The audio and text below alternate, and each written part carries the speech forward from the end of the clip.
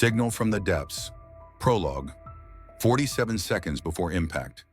The sonar-mounted camera recorded a pressure spike 1 second before the hull of the Mar Austral shuddered from an underwater strike. Rafael barely had time to grab the handrail when a wave slammed into the side. Not from above, but from within, from the very body of water itself. Everything happened in an instant, a sharp jolt, as if someone had punched the steel belly of the vessel from beneath, and immediately afterward, a short, muffled beep in his headphones. The sonar went haywire. The pulsing wasn't from a whale, not from a school of fish. It was an artificial signal, short, compressed, like a command. It repeated twice. Then, silence. Above the surface, the sea remained calm. No splashes, no whirlpool, only concentric circles on the water radiating out from empty space. Rafael yanked off his headphones and raced to the deck console. The camera was still recording, but the image was blurred, like something submerged was moving, hidden, dark. The outlines were fuzzy, but enough to be recognizable. Not a submarine, not a drone, something else. Without visible hull geometry, without a signature. He stared at the screen until he realized it wasn't an object. It was an eye, an inanimate, black crystalline sensor, suspended in the water column as if someone were camouflaging themselves. It was silent, yet watched them more precisely than any living creature. At that moment, he felt for the first time that he wasn't just being observed. They were waiting for him. Chapter 1, Course Off Route. Rafael Ibañez woke up half an hour before dawn, as he had his entire adult life. It was a habit carried over from when each of his days began underwater, in the narrow confines of a submarine, where dawns and dusks didn't exist, only shift changes and the stark understanding that the lives of others depended on your actions. Now his world had grown quieter, but not simpler. The ship Mar Austral, once the pride of a Patagonian scientific expedition, now lay wearily at anchor on the edge of Bahia Peñas. The paint peeled from her hull, and the engine rasped even after the recent repair he'd performed himself. Rafael didn't complain. He knew why he persisted in this job, not for the money, which was barely enough, nor for the status of which only an old patch in a drawer remained. He simply still heard the call of the sea. He brewed strong coffee, scattered food for the stray cat that greeted him each morning on the pier, and began prepping the vessel for departure.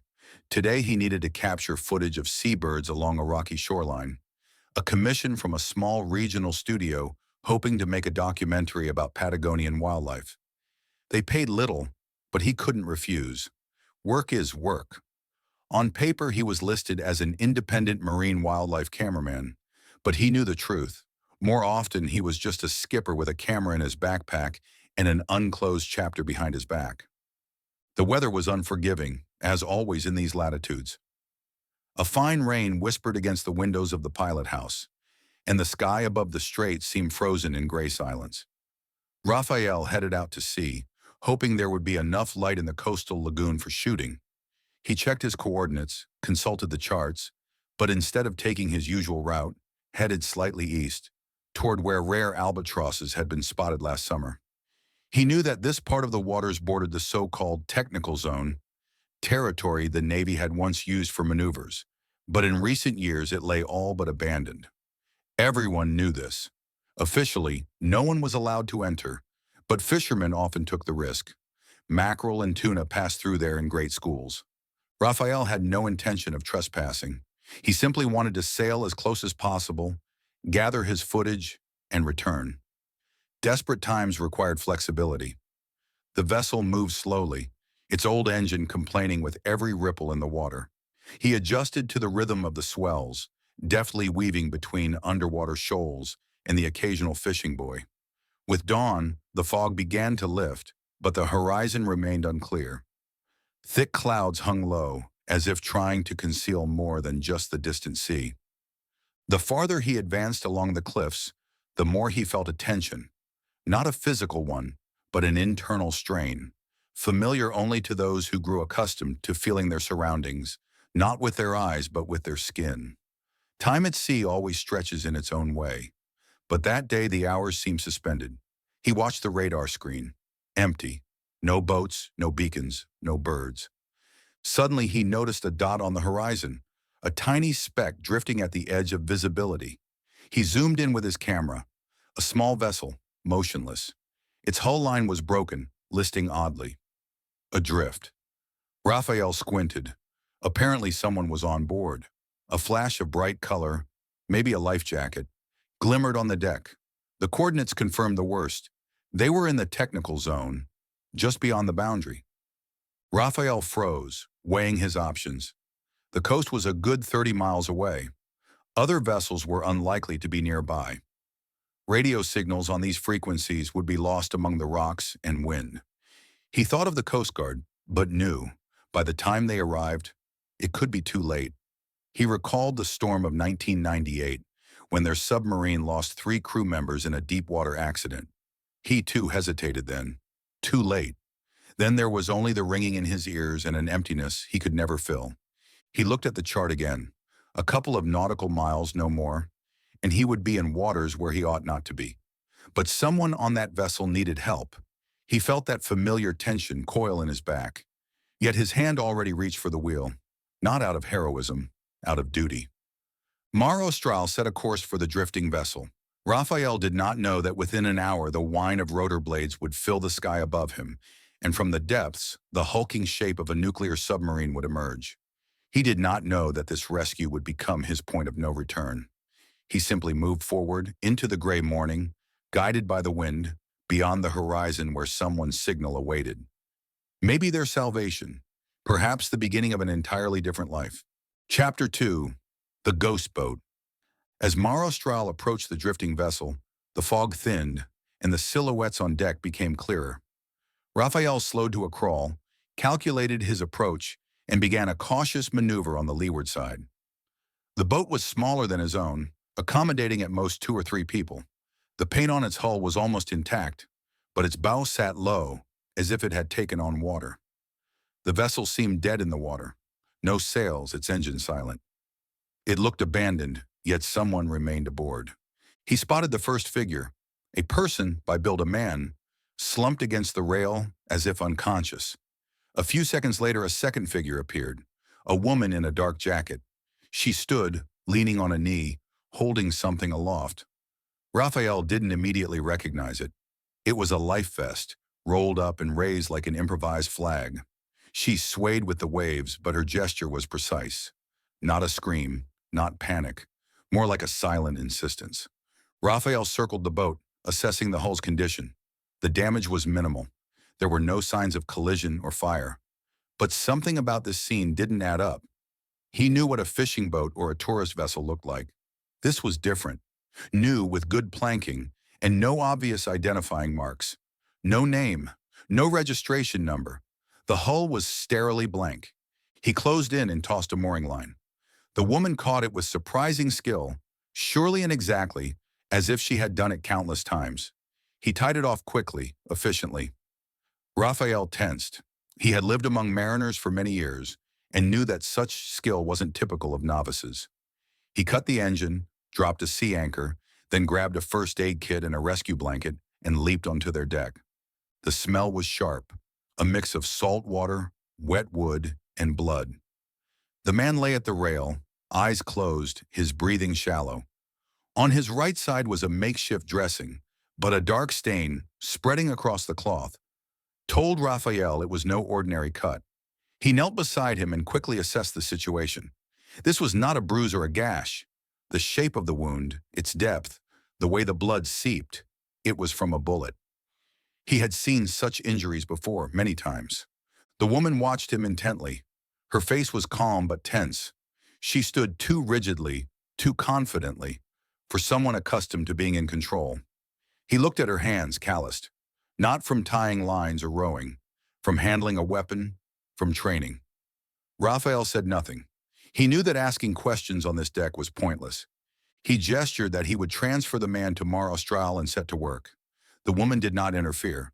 Together they lifted the wounded man, moving him onto Rafael's vessel and into the narrow cabin. Rafael applied a fresh bandage, tightened a tourniquet, checked breathing and pulse. The man was unconscious but alive. Only then did Raphael allow himself to climb back onto the deck and inspect the boat, without permission, simply because he needed to know whom he carried. At first glance, everything looked sterile, but behind a tarp in the stern, he found what he was seeking, something wrapped in a waterproof cover. It was not a sonar, nor equipment for studying currents. It was something entirely different, a block with antennas and a cooling grill, housed in a military-grade casing. He had seen similar equipment in the Navy, field transmitters armored against tampering. Nothing scientific about it. He straightened, taking in the vessel. No scientific decals, no institutional logos. The electronics in the pilot house were non-civilian. Even the anchor was up to military specification. Everything, from the woman's demeanor to the gear, screamed one thing.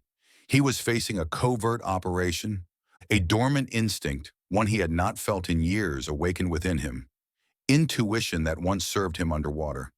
He did not know who they were, nor from whom they fled. But he understood exactly. They were armed, organized, and terrified. And now they were on his deck. He returned to the helm and looked at the shoreline. Less than an hour to port. He still had not turned on his radio. The woman stood beside him, her hand resting on a metal case chained to her wrist. Her face was calm, but a cold calculation flickered in her eyes.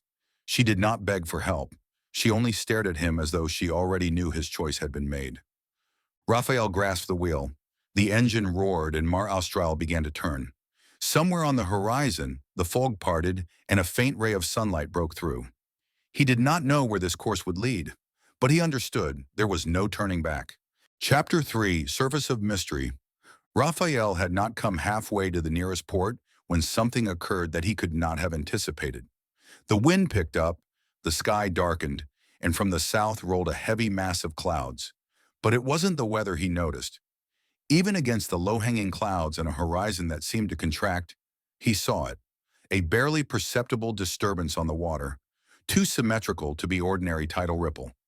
A wave rose directly across the bow of his ship, fast, heavy, unnatural. He slammed on the brakes, feeling that familiar tension in his chest. Almost at the same moment, the hull of Mar Austral shuddered slightly, and the water's surface beside the rail bubbled as if boiling. From the depths, without a sound but with unnerving certainty, a submarine surfaced. First, only the flat top of the sail appeared, then the deck, like the back of a sea creature. It rose slowly but inexorably, as if the ocean floor itself were lifting its head above water. Its color, matte black, with no markings, only a set of numbers quickly erased by the rain. Raphael froze. In that moment, a thought flashed through his mind. He remembered that blurry yet black eye from the prologue, the same form like a sensory system vigilantly peering through the water's thickness. And now he understood exactly that it had not been a dream, but a real technology he was never meant to see. He didn't have time to send a distress signal or grab his binoculars. His senses were sharpened to a razor's edge. It was a nuclear submarine. Chilean, he recognized the silhouette, and it had surfaced too close, too deliberately. Machines like this did not appear without reason, and certainly not near civilian vessels. Within seconds, hatches on the surface submarine opened. Marines in dark gear and equipment emerged. One held a portable radio. He pointed at Mar Austral, then raised his hand. Raphael heard a click in his own radio. A stranger's voice came through, short, authoritative, demanding he shut off his engine and prepare for inspection. The tone left no room for doubt. He had stumbled into the center of an operation he was never meant to know about. For a moment it seemed as if everything around him froze. The woman, the same agent officer who stood with him on deck that night when he first saw her on the drifting boat, stepped closer to the wheelhouse but did nothing. She only shrugged and subtly clenched the corner of her jacket, suppressing fatigue or bitterness. In her gaze for a split second passed a flicker of half-lost hope as she exchanged a glance with him. She seemed more than just an asset. She appeared as someone who had suffered personal losses. Raphael understood. Behind her cool composure lay a private story. He complied. The engine's hum faded and the ship drifted, helpless. The Marines transferred to his deck quickly, professionally. No unnecessary words or gestures. They searched the deck and headed to the cabin where the wounded man lay. One of the Marines called for a doctor from the submarine over the radio. A few minutes later, an officer in a protective jacket, holding a portable tablet, appeared on Mar Austral. He looked younger than Rafael expected, but spoke with ice-cold confidence. Without explanation, he issued a terse order. Follow the submarine to the operational point. Rafael wasn't even allowed to head for port. They set off northwest along the shoreline. The submarine stayed on the surface. Rare, almost ostentatious behavior. Rafael felt it was done intentionally. He was not being released. He had been drawn into a chain of events in which he already played a role. The submarine had emerged from the depths not for a show of force. It was a cover necessitated by urgency. And if his vessel now proceeded as part of the formation, it meant they needed his piece of the story. The journey took less than an hour. They docked in a secluded cove sheltered from the wind. The submarine slipped below the waves again, while Rafael, the woman, and the wounded man were ferried by launch to a shoreline base. There the real business began. Interrogations, protocols, paperwork. But not as a criminal, rather as a witness whose presence was too vital to ignore. They asked Rafael many questions, not about whom he'd rescued, but about his route, coordinates, radio silence, and what he knew of the transmission unit. He understood immediately. The block he had found in the stern of that boat was not simply equipment. It was a transmitter, one of the mobile signal intercept modules capable of operating autonomously. Such devices do not get lost at sea. They are hidden or taken along when a mission fails. A day later, they told him the rest. The two he saved were military intelligence officers operating under the guise of a scientific mission. They were returning from an operation during which they discovered the activity of a foreign intelligence vessel operating in Chile's territorial waters. For unknown reasons, their evacuation was compromised and their boat came under attack. One was wounded, the other perished at sea. They drifted until they encountered Rafael's route. Now the Navy faced the need for cover-up. He had become a witness they could not ignore, and at the same time a man with skills, a vessel, in the right background. He had no family, no debts, no attachments. He knew the sea, commanded a ship, and had service experience. He was perfect. The offer came that evening, not as a command, not as a threat, just a conversation. He was invited to continue his documentary business, but simultaneously gather information. Note unusual routes, vessel behavior, radio frequency contacts, no tailing, no covert missions, only observation and reporting. In exchange, modernized equipment, funding, new routes, everything without excessive paperwork. Rafael did not immediately respond, but inside something shifted. He knew, once you step into these waters, you never return the same. He saw the woman he had pulled from the fog walking along the pier to another boat. She was once more part of her service, and he became part of something new. It all began with a simple act of help, yet it surfaced as something far greater. Chapter 4. Deal in the Depths. Rafael spent nearly 2 days at the shoreline base. During that time, he was not restricted in his movements, but every action was recorded. He saw people in unmarked uniforms passing by, heard distant conversations behind locked doors, noticed trucks arriving and departing without lights or insignia. Everything here was governed by silence and precision. This place did not appear on any map, and the feeling of reality gradually blurred. He no longer felt civilian. He had become a man who had seen more than he should, now part of a machinery with no way back. On the third day, they summoned him to a separate room at the far edge of the base, an underground chamber lined with metal plates, lit by a single bare bulb overhead. There he was met by 2 men, one in military uniform bearing the emblem of the Chilean Navy, the other in civilian clothes with a laptop and a sealed folder. They spoke calmly, without coercion. There was no need to convince. They laid out the facts. Rafael, began the officer in uniform, nodding slightly. We have closely examined your situation.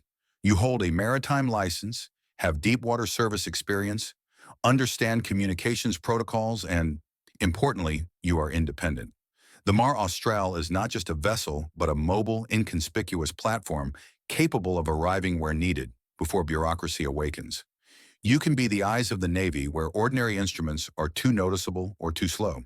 You are not required to intervene, only to observe, relay signals, and note details that others might overlook. Raphael nodded silently. Yet in his mind, fatigue buzzed like static. He thought of those years when he went to sea merely to avoid dying of boredom. Since then, his life had become a cycle. Dawn, gulls, and then work. Work that no longer had any meaning beyond survival.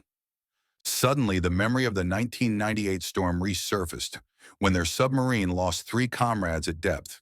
He had hesitated then, hesitated, and failed to act in time, until that moment when a piercing scream tore through his eardrums, and he realized help had arrived too late. He still remembered how, for a second, he was thrown into a chilling void as everyone else sank into the abyss. That flashback made his heart pound. Fear of losing again, fear of failing again. You are not required to abandon your business, the officer continued, expressionless.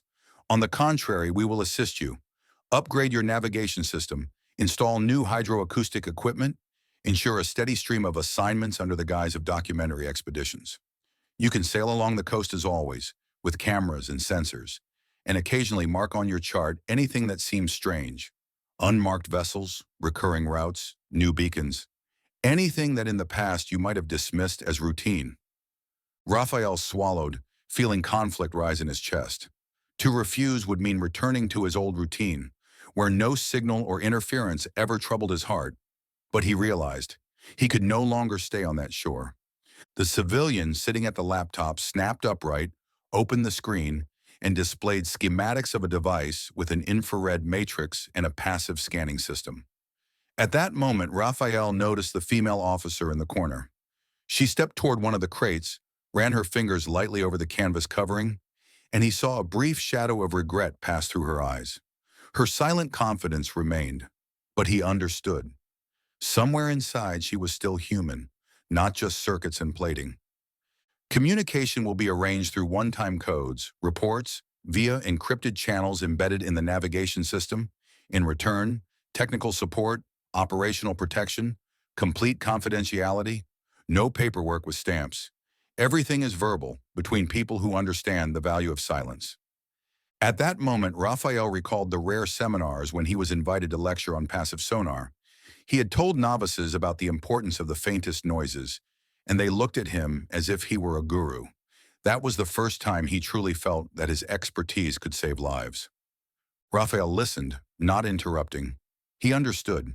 In that moment, his life had already changed. Not through threats or coercion, but because he saw the thin line between chance and involvement and had stepped through it. He knew, if he refused, they would let him go. He would return to port, continue filming gulls and jellyfish. But something inside him would never rest, because now he knew that beneath the surface of his usual route, other currents flowed. Later in a warehouse, they showed him equipment.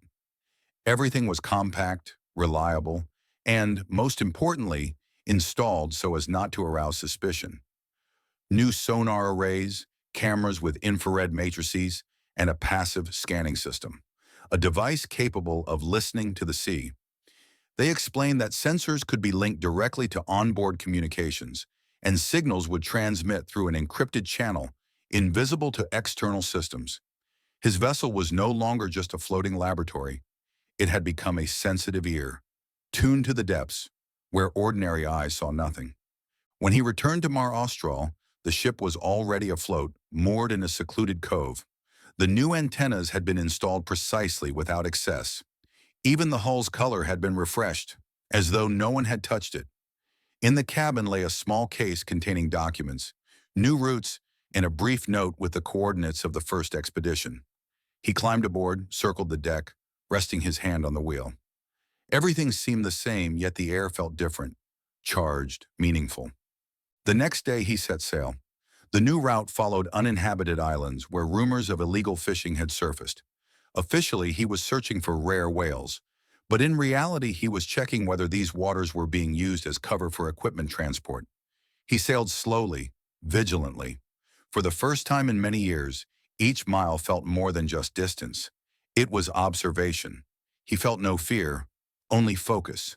He had returned to his years of service, but without orders, without regulations, fully autonomous. In the evenings, he sat in the wheelhouse, reviewing footage, marking coordinates, listening to the sea. Sometimes it seemed he heard familiar pulses, short bursts, fragments of transmission, like breath beneath the water's surface.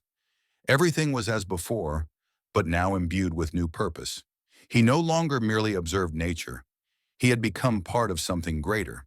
Not for money, not out of obligation, but because he once again felt his actions mattered. Sometimes before dawn, he remembered the face of the woman from the drifting boat, cool, confident, yet at one moment almost grateful. Raphael did not know where she was now, nor was he curious. Her world remained a closed map to him. He knew only one thing. He did not save her. He saved himself from a slow fade. And now he was back in the flow, only deeper, quieter, and infinitely more important. Chapter 5, Sonar Zone. Raphael moved slowly along the coastline, almost lazily as if savoring the clear weather and calm sea. A thin mist hovered above the water, softening the contours of distant islets, and Mar Austral glided without hurry, like a leisure cruiser.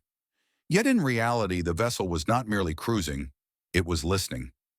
In the underwater compartment beneath the pilot house, where he once stored jerry cans and spare cameras, now stood the new heart of the ship, a passive sonar monitoring system disguised as scientific equipment. The device recorded everything, from shrimp clicks and whale songs to the rhythmic hum of propellers, distant yet recognizable. Raphael adjusted the frequency settings and logged data. He knew that many ocean sounds were meaningless, but if you listened long enough, you'd hear what mattered. In recent weeks, he had sent a couple of short reports. One, about unusual activity in a zone where no vessels should have been. The second, about a half-muffled signal bearing a distortion he recognized from his naval days. The reply came quickly but tersely. Continue observation. Maintain cover. Use your camera as both shield and weapon. That day, he headed into a region marked on his chart by the Navy as the Dead Hollow. Officially, it was an area of marine biodiversity, rarely visited by tourist craft. But satellite images over the past months had shown anomalies. Streaks of foam, repeated temperature spikes, uncharacteristic for these waters. It could have been anything, from undersea vents to disposal of contaminated ballast. But the Navy wanted confirmation, and Raphael knew, if they were calling on him, there was cause. He entered the zone at first light. The sun had just emerged and its light filtered through the mist in a silvery veil. The waves lay gentle and even, and the sonar returned an almost pristine background for the first time in ages. Raphael fine-tuned the sensitivity when the instrument picked up a faint pulse, a dull throb with a periodicity close to a diesel engine, but at distinct intervals. He heard in his mind that harsh beep from the prologue, the eye seeming to whisper, "We are always here." This time he had no doubt that the underwater sensor was not some fleeting illusion, but part of a vast network that had begun to observe him. The sound wasn't loud but didn't fit the ambient noise. He amplified the recording, applied a filter, and matched the frequency. Not a whale, not a ray, not a geological event. He moved to the helm and altered course 5 degrees to the northwest, heading toward the source of the signal. 20 minutes later, sonar detected a second impulse, louder and closer. Then, brief silence, as if the source had noticed the monitoring. Raphael knew this game. Once the vessel began to drift, he felt that eye not simply watching, it was active, as though someone observed through multiple nodes scattered beneath the waves. He did not turn away. He maintained his heading but throttled back. Let them think he was a fishing boat or a documentarian, anyone but an intelligence operative. 15 minutes later, sonar sprang to life again, but this time not a single ping, 2 simultaneously, one just west, the other south. Raphael realized that at least 2 submerged objects lurked nearby, operating in coordination. This was no accident, not a research mission. He had seen similar patterns in the South China Sea, when unregistered vessels exchanged positions, masked by fishing fleets. He shut down his engine and allowed the ship to drift. Then he retrieved the undersea camera on its automatic tether, a seemingly ordinary camera with a long transmission cable. He submerged the camera overboard and began rolling. At first, nothing, just murky water, plankton, and occasional schools of fish flickering beneath silvery light. Then a shadow appeared in the frame, dark, elongated with a sleek hull shape. It moved slowly, as if gauging the environment. A second shadow approached along an arc, gradually closing in. They were not military submarines. Their signatures didn't match standard profiles.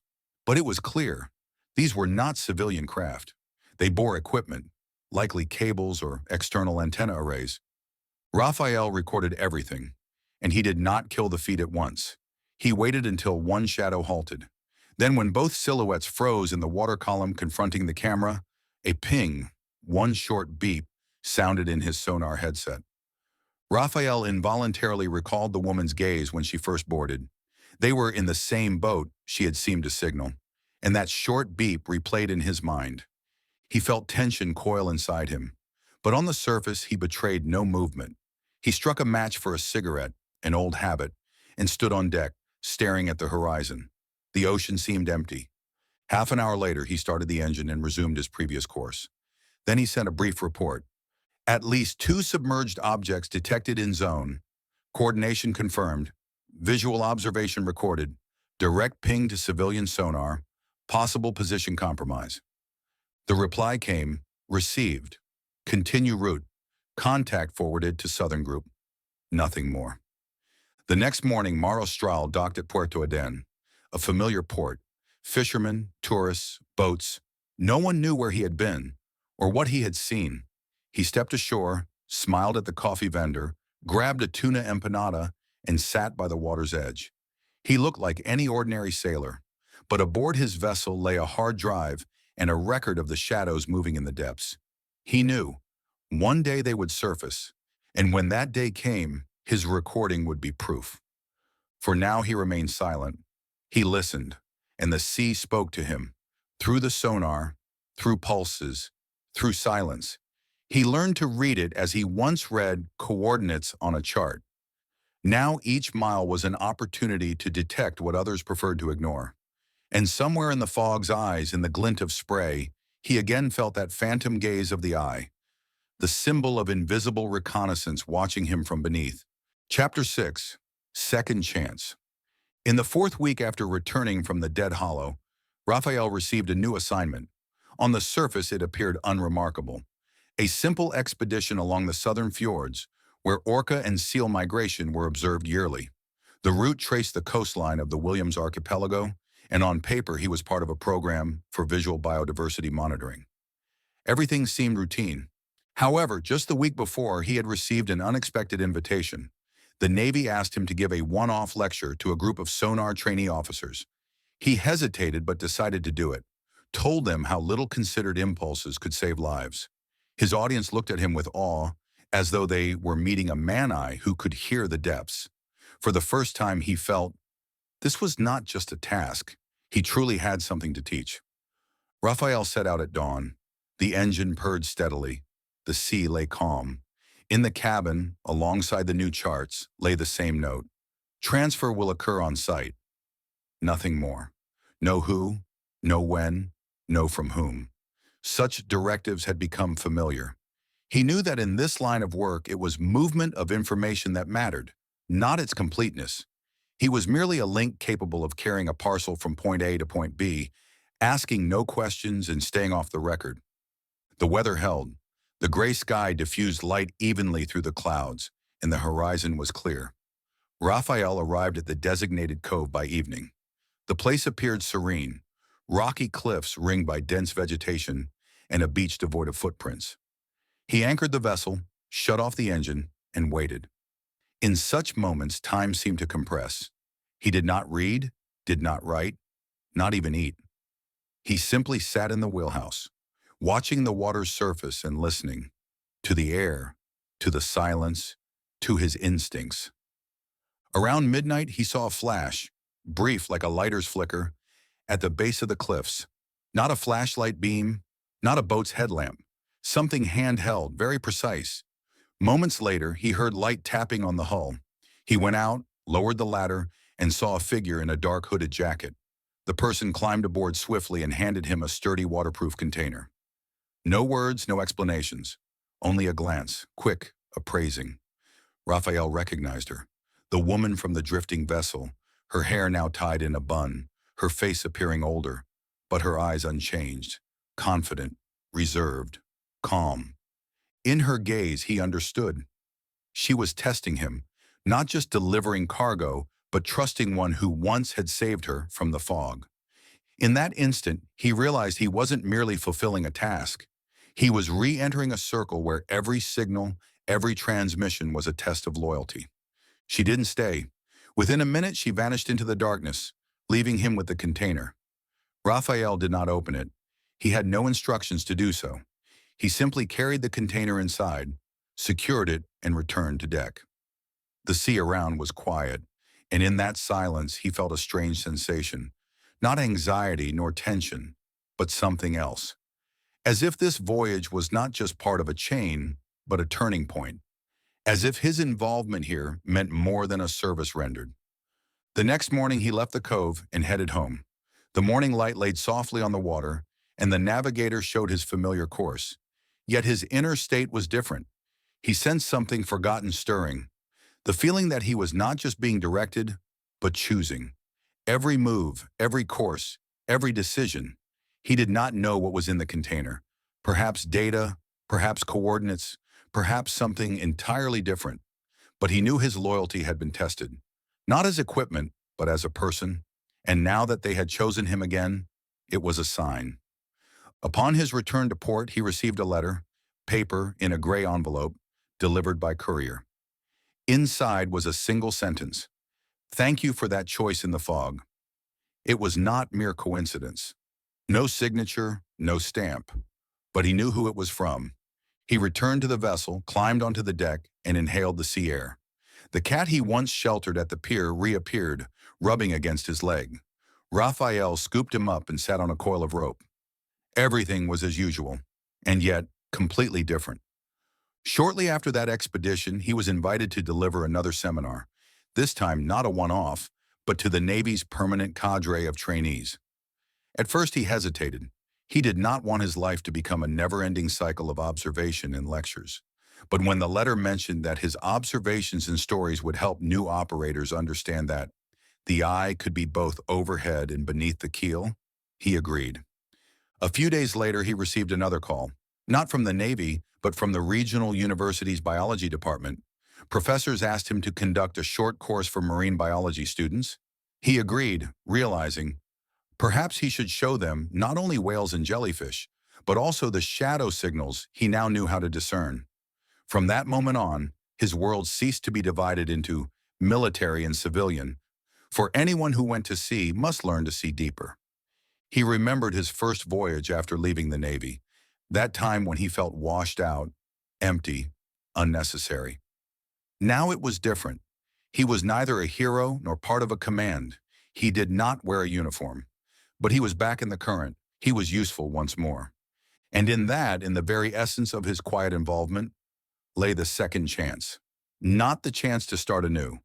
No, but the chance to continue with the awareness that his route mattered, that even silence could be a reply, and that sometimes the depths know you better than the shore does.